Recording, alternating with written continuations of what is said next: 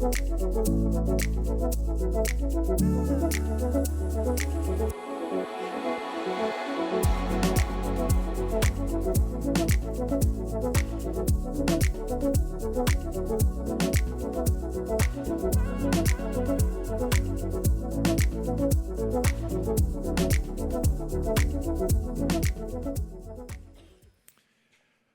if somebody were to ask you this question, what does trust look like? What kind of words, how would you describe it? I mean, if I ask you to describe the sky, there are a lot of different words that you might use. So when it comes to trust, how would you describe trust? What does trust look like to you? Now, as you think about that, I want to say this. There are times where I think God is up to something. So I often think about this as a speaker. I often want to speak, and try to teach what I feel like God's put on my heart. But what I've come to learn that there are a lot of things that God has given us to talk about. This book, His Bible, our Bible, is filled with topics and things that Christ taught us, and we could just go on forever just learning from that. But there are also times where I think God shows up, and I believe He has a specific message for a specific situation or season of life where He's trying to communicate something to His church and maybe even beyond the church to the world at large. And I happen to believe that we're in one of those seasons right now. I believe there's something that God's trying to communicate to us, to the church, and maybe even through the church in this season. And I don't think I realized just how big of a deal this was until really last week when we kicked off this series on trust. And we talked about just how important trust is. And we said that all of life depends on it. Everything depends on our ability to trust one another, to trust God, to trust others. And without that trust, we see that there's just the quality of life just isn't there. And it just diminishes very quickly. But let's be honest at the same time, when we look at our culture, as I said last week, we're in a crisis of trust right now in our culture. Nobody trusts anybody. And honestly, that's probably been going on for a while, and that's especially true when it comes to our government. I found this chart this week that was kind of interesting, that kind of speaks to this. This goes back to the early 60s when they first started taking these polls of people and asking these questions. How much do you trust the government? And some of the answers were like always or most of the time. And so it peaked in about 1964 when about 3/4 of the nation said, yes, we trust the government. We trust it always, or we trust it at least most of the time. But since then, we've been in a pretty steady decline. Now, that came back up around 2002. We came up to about 55% of our country said, okay, yeah, I believe in our government. I trust them, most of the time or all the time. But again, since then, we have been in a really steep decline. And as you can see on the far right-hand side over here, we're down to 15%. That means 85% of our country does not trust our government. Almost never or never. And so that's pretty fascinating when you look at that, because this is just an indicator of where we're at. Now, I'm not here, obviously, to talk about the government today, and the government's not the only thing that people are losing trust in. But it is a key indicator of just kind of where we're at as a large. We're finding it harder and harder to trust anyone and anything, maybe more than ever before. Everyone is beginning to write about this. They're blogging about it. They're chatting about it. They're charting it on charts like this. It's pretty fascinating when you start digging into this and looking at it. I found this post online by a guy named David Brooks this week. This was the beginning of an article that he wrote. It was titled, "America is Having a Moral Convulsion." And I thought, wow, what an interesting title. But he said, levels of trust in this country, in our institutions, in our politics, in one another, are in precipitous decline, which means they're in steep decline. Like it's not kind of flatlined, it is just steady going down. And he says, and when social trust collapses, nations fail. And we talked about this last week, just the importance of trust and our ability and need to be able to trust one another. And when we can't, then any quality of life just begins to diminish. And then he asks this question: can we get it back before it's too late? Which I think is a great question. And honestly, I believe this is why God has put this series of conversations on my heart. Because there is a crisis of trust in our country, and we need to figure this out and determine what we got to do to turn it around. Now, last week, I shared the agenda, which is something I don't know, I hardly ever do if I've ever done before, but I've given you a sneak peek into the weeks to come. In fact, here's the list. Here's what I said we're going to be talking about over the weeks to come. Today, we're going to identify the 5 essentials of trust, and then we're going to talk about how we can apply those 5 essentials to every relationship, every situation that we find ourselves in. Then we're going to talk about trusting God, trusting the church, trusting others, trusting yourself, and then the last couple of weeks, we're going to talk about what it looks like when trust gets broken, and then what it looks like to restore trust. Now, here's what was interesting after showing this list last week. I had people come up to me and either say specifically to me, or I had other people talk about saying that, people had said to them, some of the staff said this to me. They said, when you showed that list and people began to think about it, they've said, I can't wait until that week.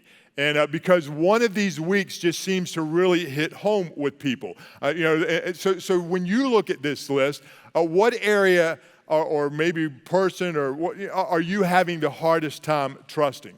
And so I'm just going to ask by show of hands. I just want to make sure that that I'm tracking this right. But as you look at that, God, the church, others, yourself, which one of those are you having the hardest time trusting right now? How many of you would say, I'm having a really hard time trusting God? I know some of you have because you shared that with me. Thanks for being honest. How many of you would say, I'm having a really hard time trusting the church right now?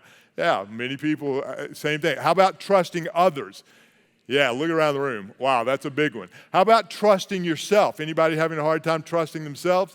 Yeah, I'm having a hard time trusting you, so you should have a hard time trusting. I'm just kidding about that. All that to say, listen, I think we're on the right track because I think we are all having a hard time trusting people. It's like Dr. Cloud said in his book. He said this: trust is the fuel for all of life. Nothing in life works without it, especially relationships. We get that. We understand that. If we can't trust each other, then how in the world do we live with each other?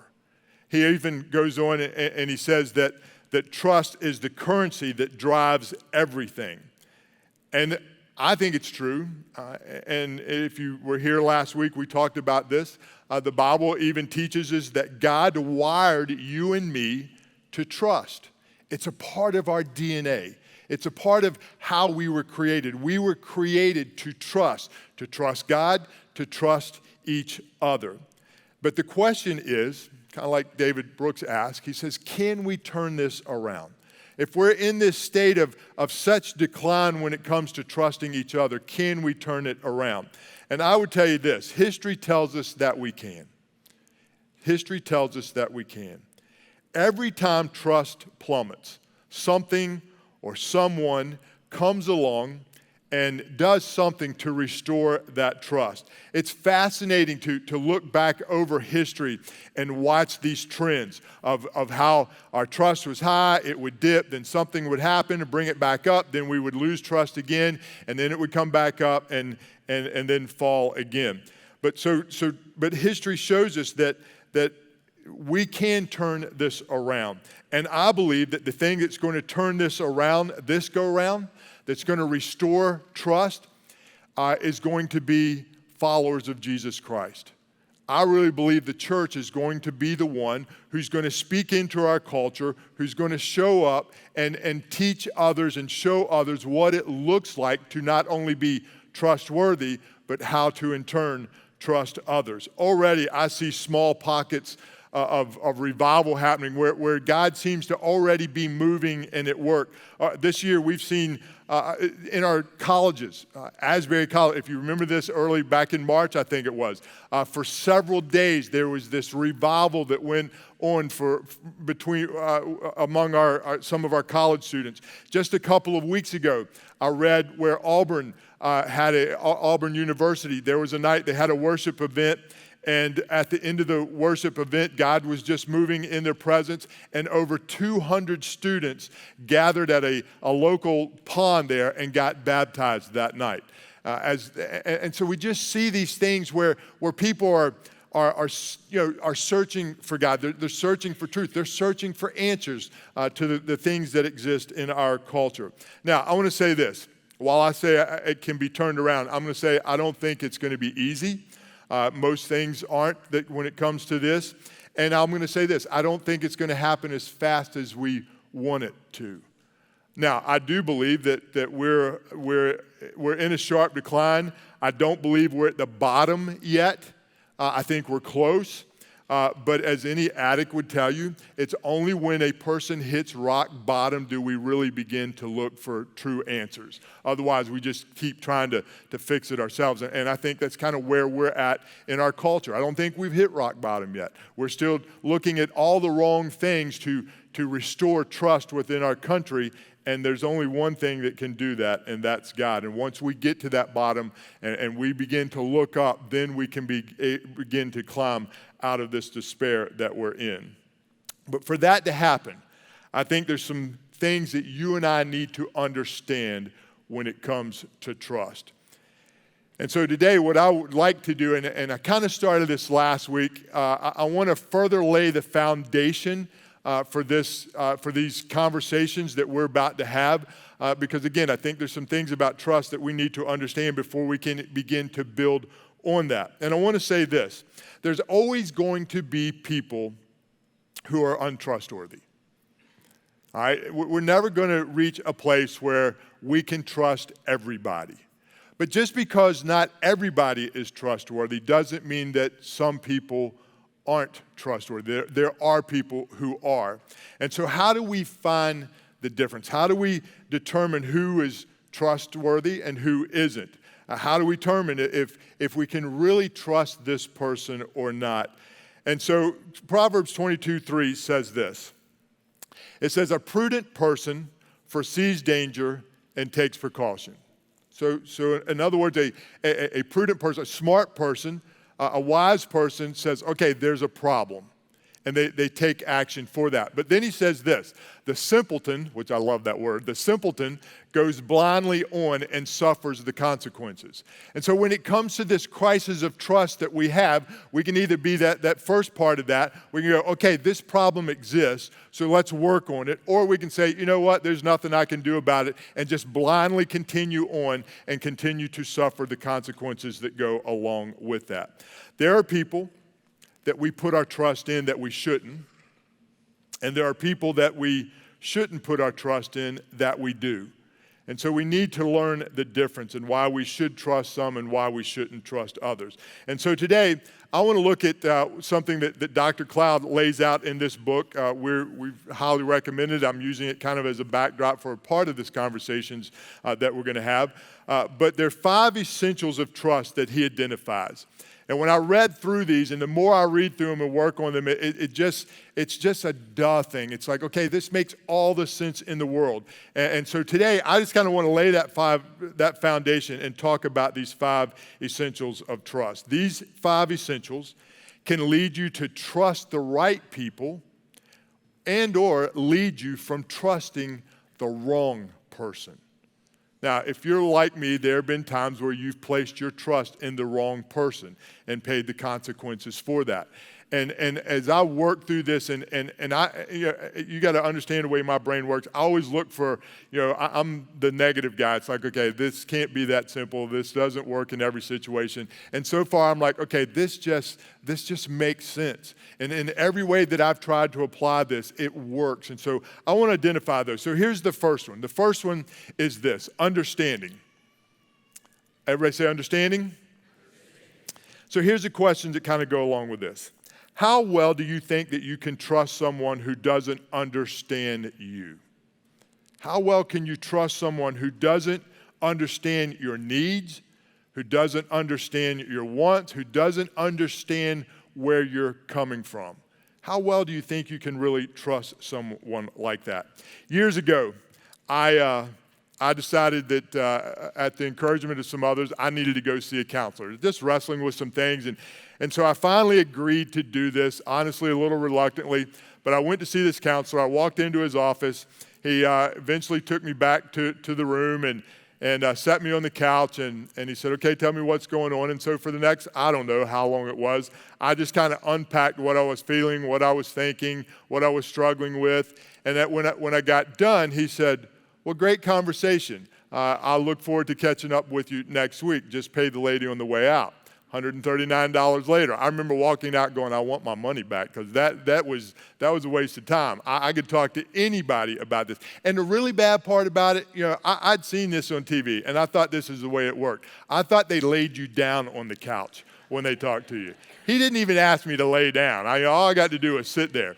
But anyway, so that was my experience. Then a few years later, I crashed. I literally burned out. And some of you were probably here. I think it was 2011. I took an extended period of time off. I just had to get myself together. But immediately, I knew I needed some help. And so I turned to a close friend of mine, and I said, hey, I need some accountability in this area. I know I need to go talk to somebody and figure this out. And so I tried a different counselor. And I walked in, and same thing. I sat on the couch. He didn't lay me down, but that was all right. And I just began kind of explaining all that was going on and where I was at. And I noticed he really seemed to listen intently. He even asked questions. He even repeated things that I said. He gave feedback. He gave advice based on my needs. So let me ask you this. Who do you think I trusted? The guy who I didn't feel like understood me, or the second guy who did? Obviously, it was the second person, wasn't it? In fact, I went back to him numerous times. I quickly began to realize that I really could, this guy really did understand me. Proverbs 18:13 says this: one who gives an answer before he hears, it is foolishness and shame to him.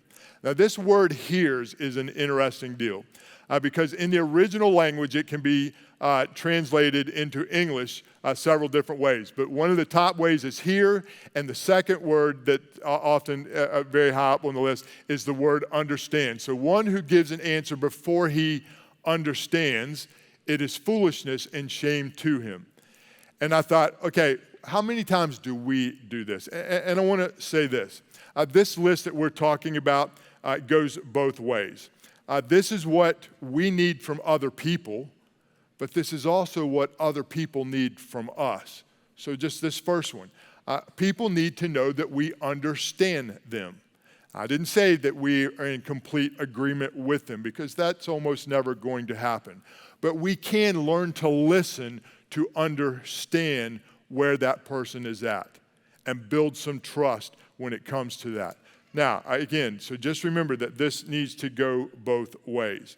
Someone said that we need to seek first to understand before we try to be understood. And too often, we're too quick to try to make somebody understand where we're coming from without ever stopping long enough to say, okay, let me make sure I understand where you're coming from, and ask the right questions. This is also called mirroring, is a word for it, and it's this idea that when somebody's talking to you, if you're really listening, at some point you should be able to mirror back to them what they're saying to you. And in doing so, what does that do? It communicates to that person, hey, they're really listening to me. That they heard what I've said. And so the trust begins to really build from there when we know that that's taken place. All right, so that's the first one. The second one is this, has to do with motives. Everybody say motive. What motivations do is it kind of defines what this interaction is all about between you and the other person. In other words, what is it that this person wants from me? What do I want from them? What are we looking for in this deal? What's driving the interaction between us? Now, I'm going to tell you another doctor story here real quick. Earlier this year, I had a heart ablation done. I was having some issues with AFib and went into to see the doctor about it. And he said, okay, here's what's going on. You got way too much electricity coming into your heart, so we need to go in there and burn some nerves and slow some of that electricity down, and that should help you out. So I agreed to do it. And then was told after a couple of visits that if things continued on the path that they were on, that I would be able to get off of the meds that I was on. I was on a blood thinner, which is normal practice when you have that procedure done. And so he said, let's give it 3 months and see how you're doing. So, those 3 months, I was pretty anxious. I was like, okay, things are going well. Well, I went to see him, and he was like, okay, just do me a favor. Let's do it for another 3 months. So 3 months turned into 6 months. And I was okay with that. I trusted the doctor. But on this next visit, my 6-month visit, I went to see the nurse. I got to see his nurse practitioner. And so the person walked into the room, asked me how I was doing. I said, actually, it's been really doing great. I haven't had any issues whatsoever after it was done the first couple of weeks, which is normal, but really for the last, definitely for the last 90 days, none, and really even longer than that. He said, that's great to hear. He says, let me go pull the chart. I have this little device in my chest that kind of lets them watch how my heart's doing. And he says, let me just go run a report real quick. And as he gets ready to walk out of the room, he stops and he points to a poster on the wall. And he says, by the way, have we talked about this yet? And I said, no. And he goes, okay, when I come back, we'll talk about this. And walks out of the room, goes, gets the report, leaves me and Lynette sitting there. We're looking at this chart.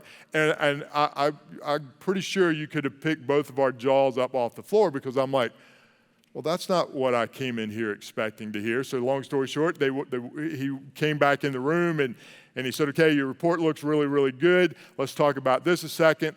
And there's this little device called the Watchman. I'm telling you probably way more than you know, but it looks like a little umbrella that goes on your little, foo-foo drinks that you get sometimes. Actually, it's a lot more sophisticated than that. But it goes in your heart, blocks a place so that blood clots don't happen.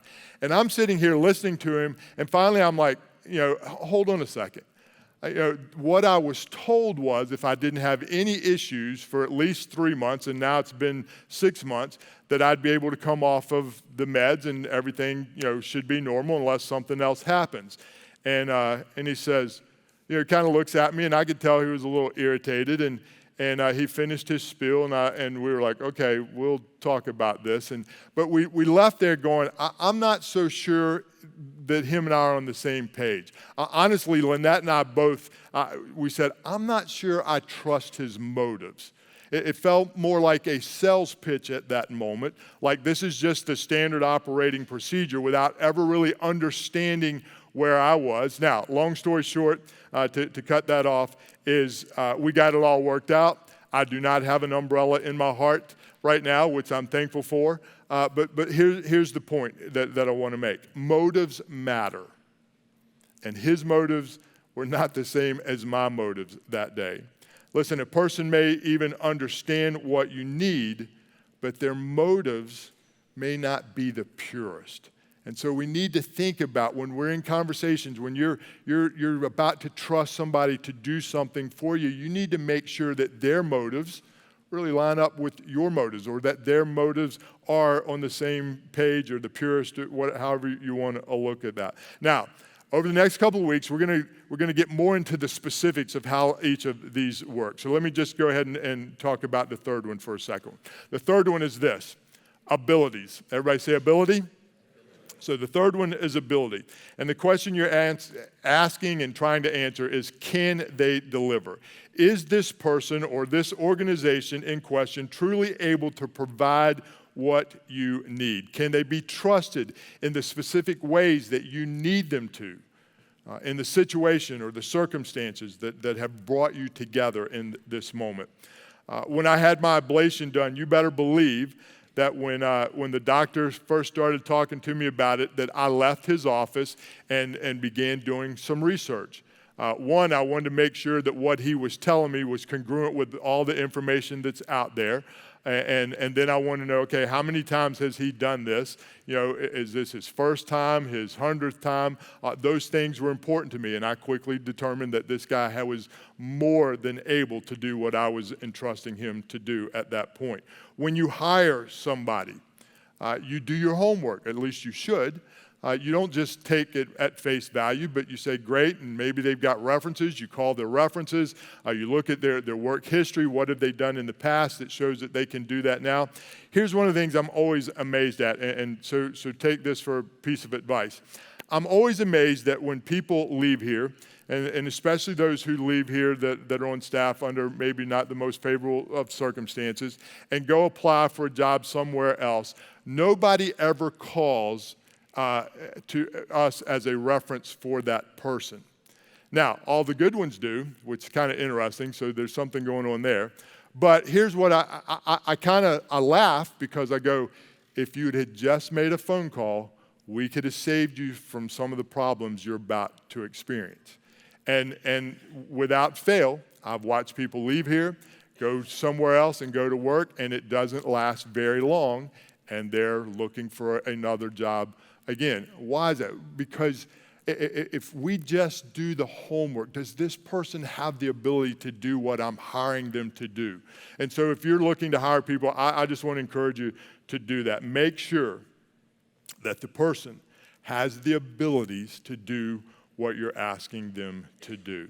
All right, number 4, character. Everybody say character. This is a big one. Does this person possess the whole package? Now, be careful here, because too often what we're looking for and what we see on the surface is not what we really need to be looking at. You know, sometimes we meet a person and we go, okay, well, they seem to be a good person. They're likable. They can carry on a conversation. They don't do drugs. You know, whatever it is that we kind of define about that person. But listen, we're looking for something much deeper here when it comes to trusting that person or even being trusted ourselves. We're looking for something called integrity, which is really what character is all about. Proverbs 25:19 says this: like a broken tooth or a lame foot is reliance on the unfaithful in a time of trouble. How many of us have trusted somebody only to find out later that it was a huge mistake? And if we'd have just done our research, we would have saved ourselves a lot of headache in the process. So character can drive motives. Now, a person might understand this. They might even have the same motives. And so I've thought about this, especially in our culture and especially in our political culture. There are people who I think we place our trust in because we seem to have shared motives, like we want the same thing that they want. Or we're like, okay, this person really understands the situation. And so, you know, we kind of get on them. And so we kind of skip this one a little bit. But what happens is because we skip this character issue, we go, okay, yeah, they understand the situation, and you know, my motive was they were going to really achieve what I wanted them to achieve for me, but yet they had motives, ulterior motives, and we end up, and if we'd have just paid attention to the character issues, we would have seen that coming. 2 Peter 5:1-7. This is an interesting passage for all of us. For this very reason, make every effort to add to your faith virtue, to your virtue knowledge, to knowledge self-control, to self-control perseverance, to perseverance godliness, godliness brotherly kindness, and to brotherly kindness add love to it. This is a great set of values, of virtues, if you will, that we should be working on. If we want to be trustworthy, these are the things that we need to be working on. In fact, Peter goes on and says, look, if we're not adding these things on a regular basis to our faith, then we become nearsighted. We can't see far off. And that's what happens so often, I think, when we trust people. We look at the immediate. We can't see past what's, right in front of us, and we really need to look at that. So let me just run down this list real quick. So he says, first of all, he starts off, add to your faith. In other words, do we have, or do the person, organization that you're dealing with, do they have any kind of, I'm going to use the word faith here, but moral integrity, if you will? Do they have any kind of a belief system whatsoever? Virtue. This is someone who has this high moral character that we're looking for. Not just this surface level stuff, but deep down, and we'll get into this a little bit more. And then he says, add to your virtue knowledge. Knowledge isn't just, they know it up here, but they practically know how to take what they know up here and use it every single day. Because there's a lot of people who know the book answer, but have no common sense whatsoever when it comes to actually taking that and using that. And that's the difference. That's this word knowledge. It's applied wisdom. Add to your knowledge self-control. Now, this is a huge one. Does a person have self-control, or are they impulsive? Are they short-tempered? Are they easily angered? Or can they control themselves? And we need to be asking these questions of ourselves as well. Add to your self-control perseverance. In other words, what happens when things get tough? Are they in it for the long haul, or are they just in it while things are great? Because we know that things don't always stay great, do they? Marriages, for example, they start off really great.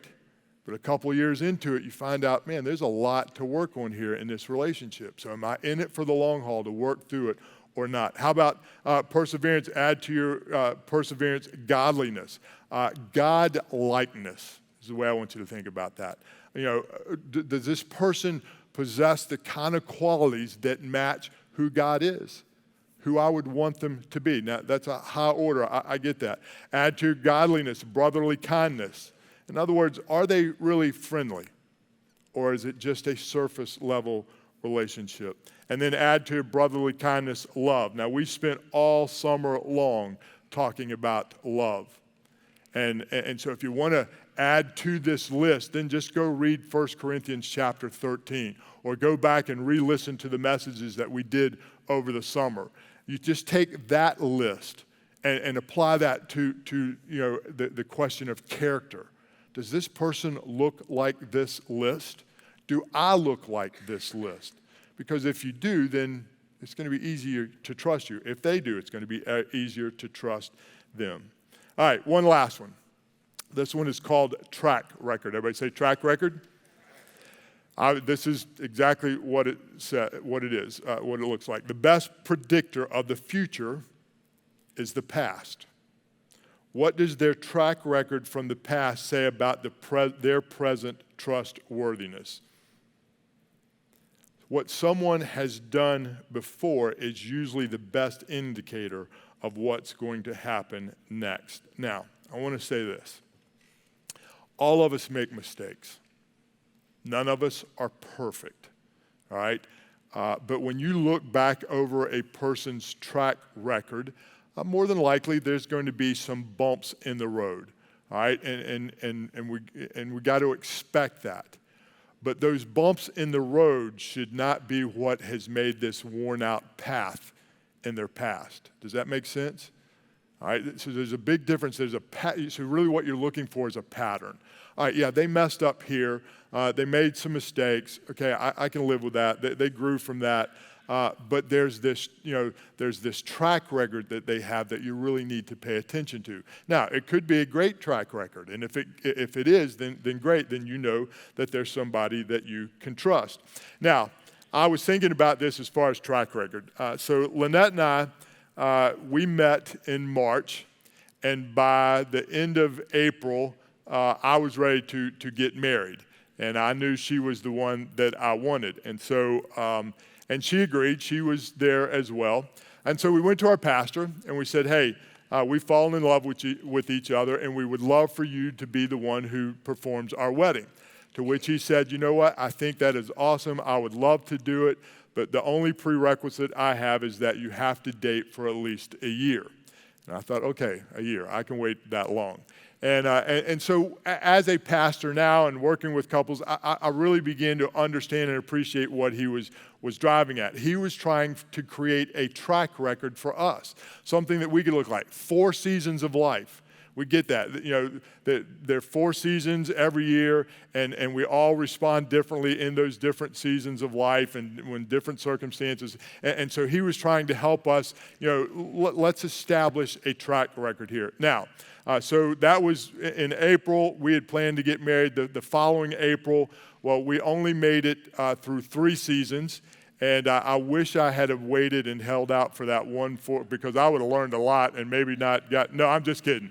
And she's the one who would probably tell you that. Like if I'd have waited that out, but by God's grace, we're working on 41 years this December, and it's been awesome. So thank you. But again, he was looking for a track record before he just said, sure, I'll marry you. But he also wanted us because he wanted us to experience each other and all of these things that we're talking about today. So let me wrap this up this morning. So here are the 5 essentials: understanding, motive, character, ability, track record. Do they really understand me? Do they really know what I'm looking for? And guys, you can apply this in every situation. If you hire somebody to do some work at your house, do they really understand what it is you want them to do? All right, what is their motive? Are they really, in this for you, or is it really self-serving them in some other way? Character, again, look beneath the obvious. Look deep into what and who this person is. Do they really have the abilities? They might know it all up here and can tell you all the right answers, but do they really have the ability to take that and put it into practical ways? And then the last one, track record. Take the time. Do your research. Look back over them. Listen, if you're getting ready to get married, wouldn't it be great to know what you're getting into before you get into it? We all have a past. We all have a track record that we can look at. So again, and I want to say this. This is important. 3 out of 4, or 3 out of 5, and even 4 out of 5 is not enough. Because the moment we leave any one of these out, we're probably going to get burned. We're going to find ourselves in that season of broken trust again. And so it's important that we learn to apply all 5 of these things when it comes to building trust. Again, I want to say this. These can lead us to trust the right people, but they can also lead us to not trust the wrong people. And I think that's something that we would all like to learn to do. Before we go, I want to say this. I'm looking forward, especially next week for some reason, and maybe even the week after that, talking about trust. I'm excited to take and help you apply these 5 essentials to trusting God, to trusting the church. I get why a lot of people don't trust God. There are a lot of unanswered questions and unanswered prayers that we're just like, well, if God really cared, and so can we trust Him? When it comes to the church, a lot of folks, myself included, have been burned by the church. And so I heard this numerous times just in this past week that this is a big one for a lot of people. And so I'm excited to apply these essentials. And so I hope that you'll come back and be a part of that. Before we get there, let me leave you with these questions to consider today. Now, most of 3 of these 2 questions are in our small groups. You'll be talking about some of these. But if you're not in a small group, I hope you'll take some time to kind of work through this, think through this. If you go to lunch today, maybe talk about them over lunch. But the first question is this: which of these 5 essentials feels most lacking in your culture? In your situation, or maybe the culture at large, which of these 5 essentials feels to be the most lacking? Second question: which of these essentials have you found to be the biggest challenge when considering whether or not someone is trustworthy? Which one is the biggest challenge when you apply those 5 things to your situation, maybe to your relationship? And then the last one: how have betrayals and broken trust shaped the person that you are today? because all of these broken trusts, betrayals, do shape who we are. I told you last week, I'm not a very trusting person, but that's because of things that have happened in my past. And I know that, and I have to own that, and I have to be careful when I filter things through that. And so take some time and ask yourself that question. Maybe it's not that the person isn't trustworthy, you just aren't willing to drop your guard long enough to see if they are or not. Does that make sense? All right, so I hope you come back next week as we continue this. Let me ask you to stand with me, and we'll close in prayer today. Father, I thank you for what you're doing. God, when I look around our culture, when I look around at and just see, Lord, what's going on, this lack of trust. I know, especially for a person like me, it is so hard to trust. And so, God, I thank you for this word of encouragement from you that you're speaking to me as much as to anybody else, and especially to the church and through us to the world, that we can turn this around. God, if there's anybody that we can trust, we can learn to trust you. And God, with your help, we can become the people that we need to become and become trustworthy ourselves. And God, I'm convinced the more trustworthy we become as individuals, then the more that will spread and share to others, and we'll be able to trust them. So God, I ask that you just continue to speak into our hearts and our minds as we go throughout this series. Father, we love you. We praise you. We thank you for being the good God that you are. And we pray all of this in Christ's name. And we all agreed together and said, amen. God bless you guys. We'll see you next week.